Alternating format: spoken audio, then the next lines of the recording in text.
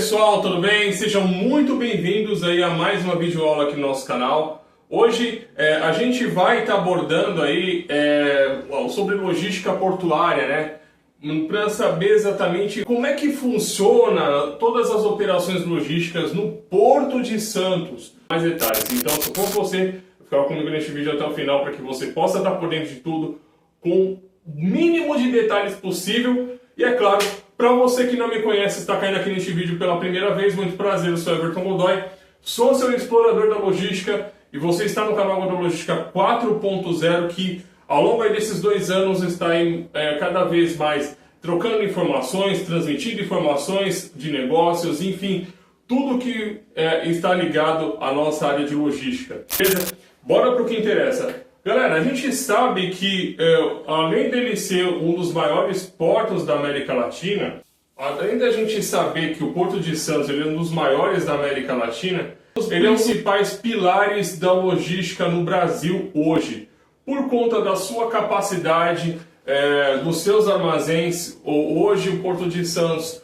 ele não atua somente com contêineres, ele também atua com armazéns de soja, açúcar, milho, farelo, enfim, todos os produtos que são importados e exportados para fora do país. Hoje, o Porto de Santos, com a sua capacidade, ele consegue, então, fazer com que a sua operação em si possa se tornar mais eficiente. A gente sabe que ele está localizado em Santos, né, que fica a mais de 60 quilômetros da capital. A sua conexão logística está perfeitamente conectada através do sistema Anchieta Imigrantes. Imigrantes! Para vocês terem uma ideia, por ele ter 30% do comércio exterior hoje do Brasil, ele então consegue movimentar por ano mais de 160 milhões de toneladas de carga.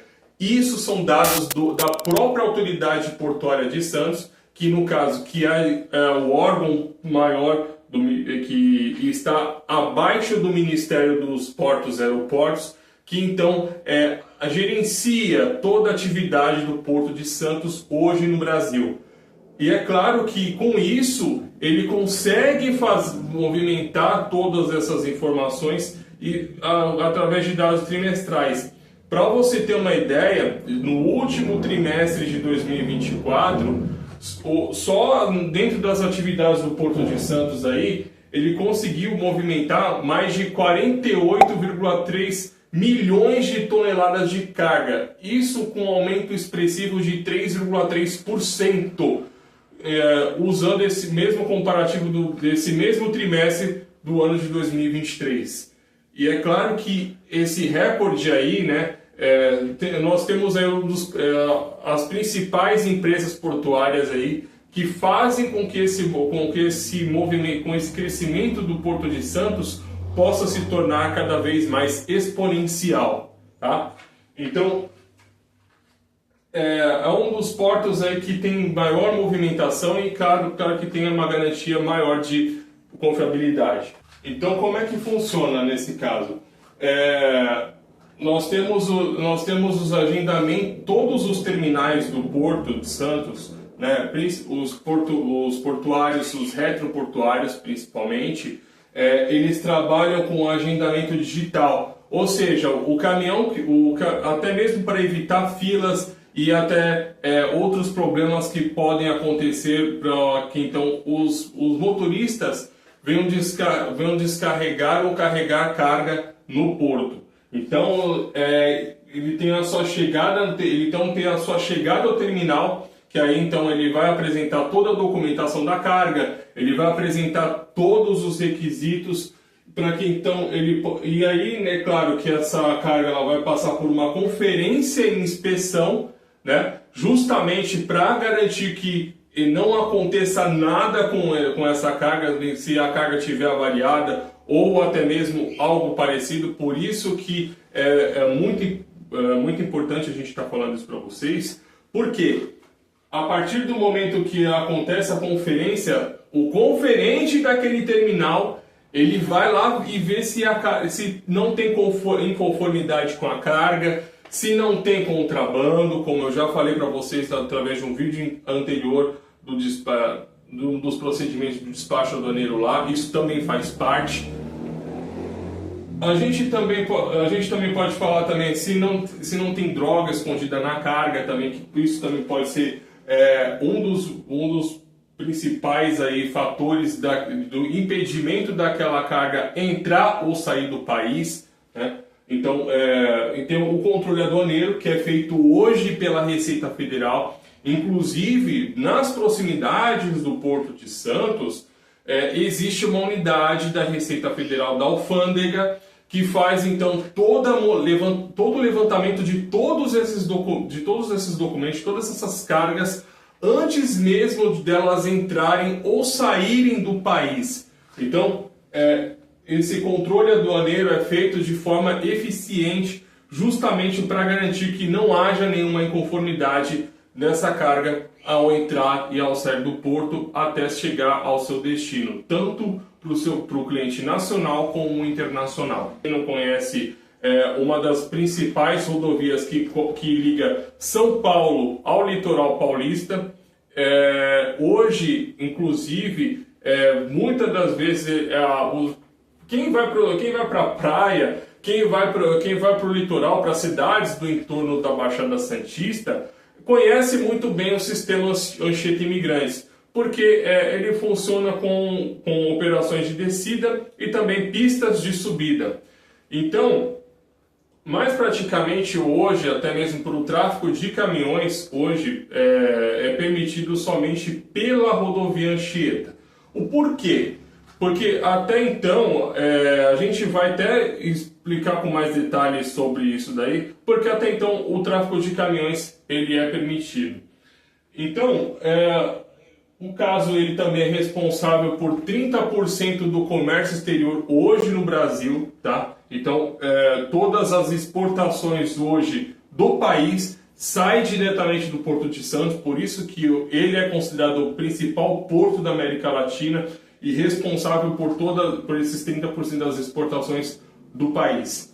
E é claro que ele tem a sua operação aí 24 horas por dia, 7 dias por semana, então, ou seja, ele é muito movimentado, ele não para e com a sua capacidade de movimentação de cargas, de containers, dos seus armazéns em si, ele tem a sua atividade ininterrupta.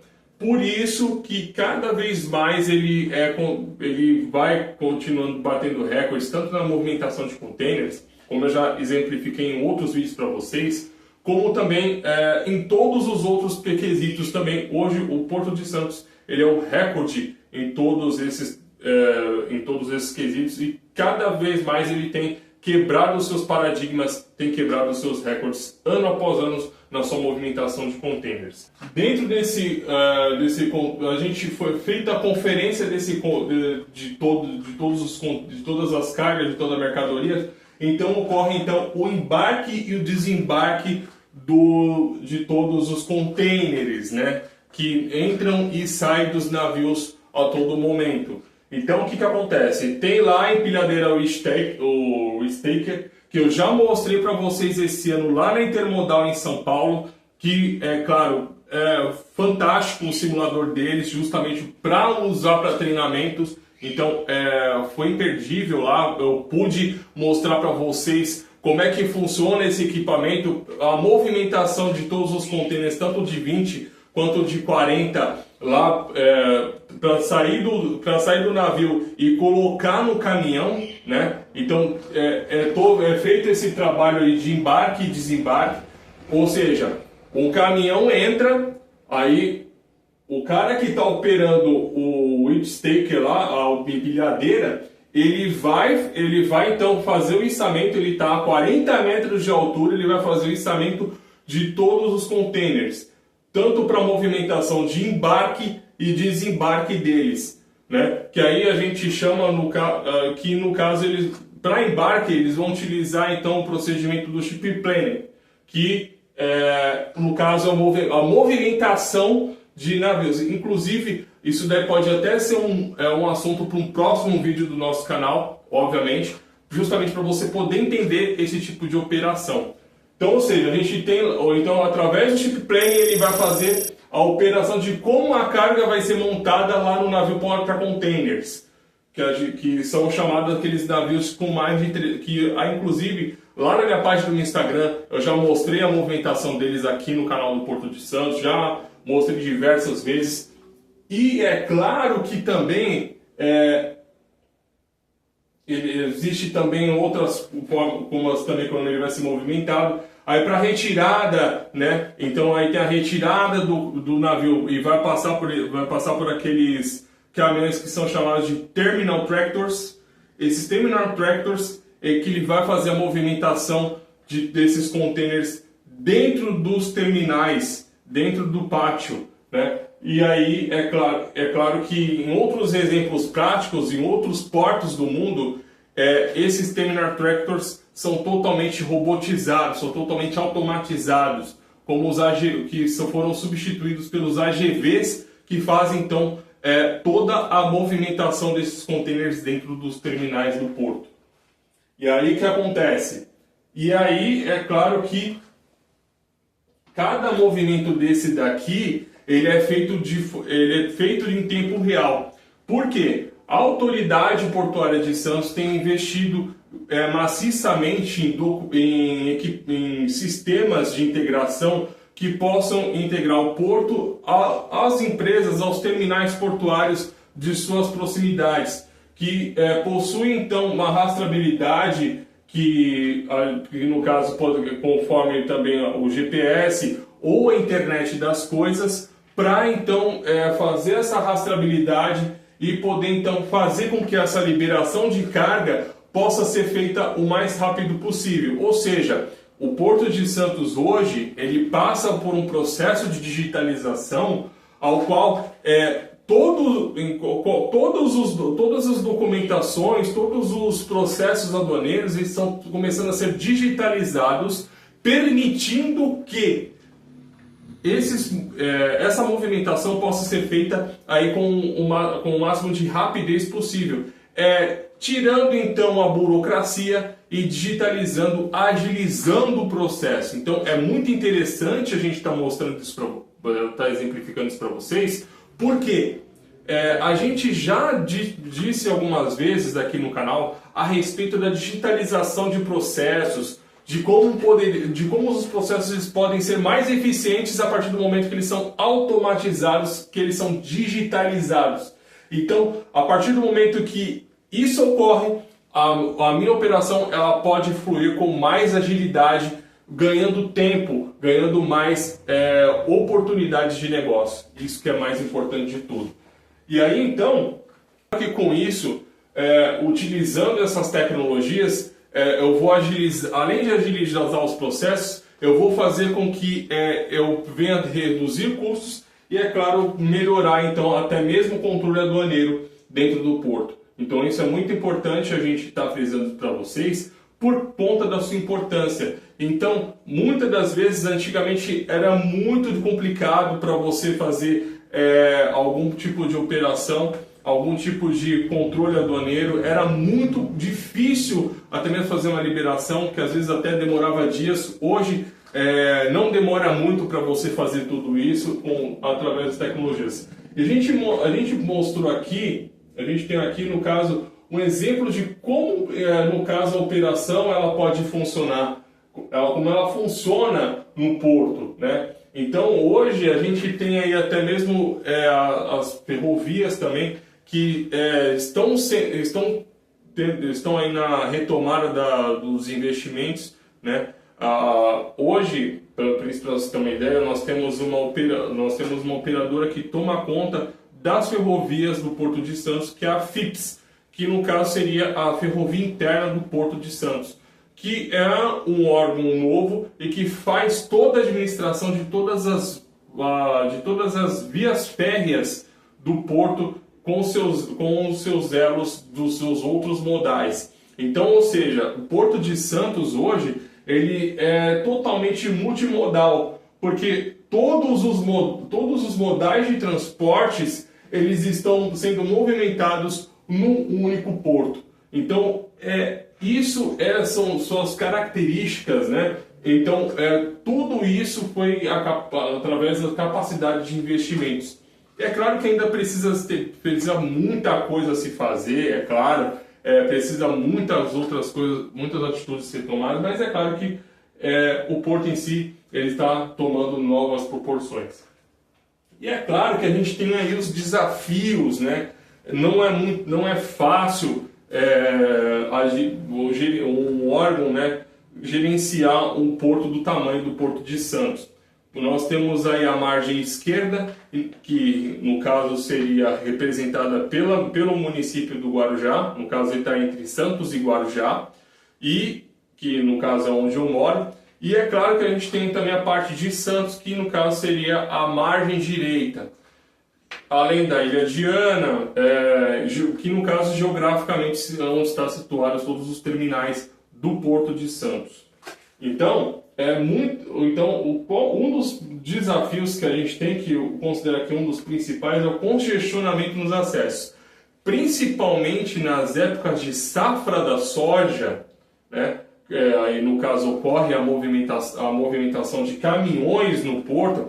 Fica muito complicado o acesso porque os caminhões travam o acesso do porto, tanto na margem direita quanto na margem esquerda. Então, eu que particularmente ando aqui direto aqui, às vezes fica completamente intransitável você passar, porque a movimentação, a fila de caminhões para entrar no porto é muito grande e isso acaba complicando e muito, né, o caso dos acessos.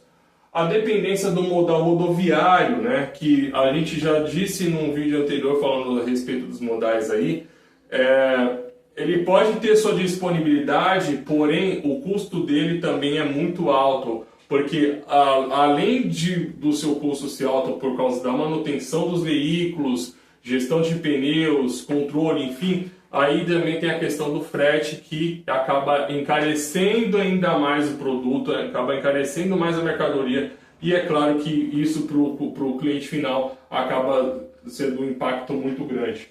Então, a gente também tem no caso, a gente também falou a respeito da rodovia Anchieta, Imigrantes, mas Godoy, por que os caminhões eles são obrigados a descer somente pela rodovia Anchieta?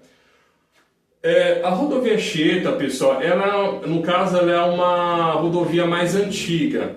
Ela começou a ser construída em 1939 pelo governo de São Paulo e foram concluída e inaugurada em 1947, se eu não me engano, no governo de Adhemar de Barros.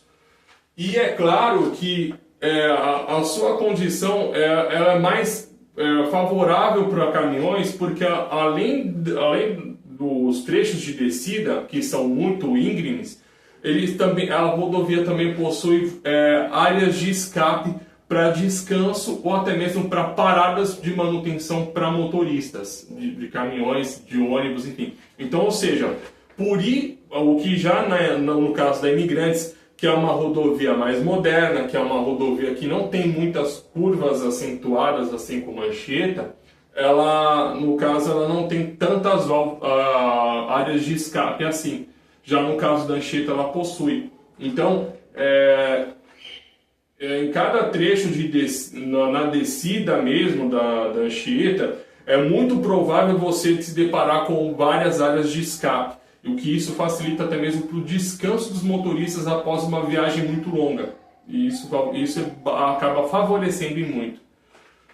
Já no caso da Imigrantes, já não possui tantas áreas de escape assim. E aí, imigrantes? Por isso que tanto motoristas de caminhões e ônibus, eles são obrigados a então se dirigir e poder transitar pela rodovia Anchieta por conta dessas áreas de escape. Beleza?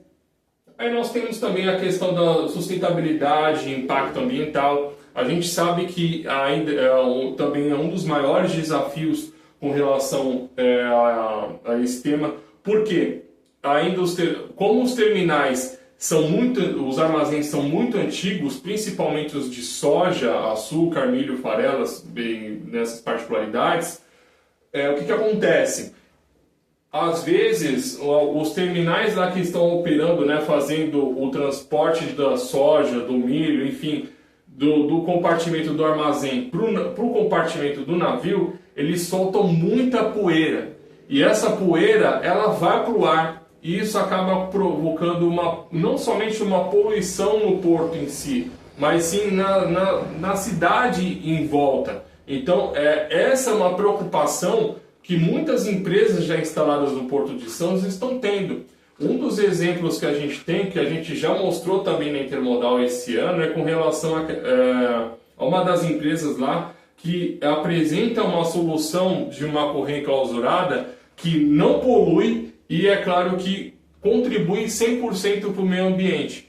Mas é claro que isso é muito se pensar, porque às vezes o que acontece ainda é um tema que precisa ser muito discutido, principalmente aqui no Porto de Santos, nas áreas da proximidade do porto, porque existe também o perímetro urbano e isso é ruim.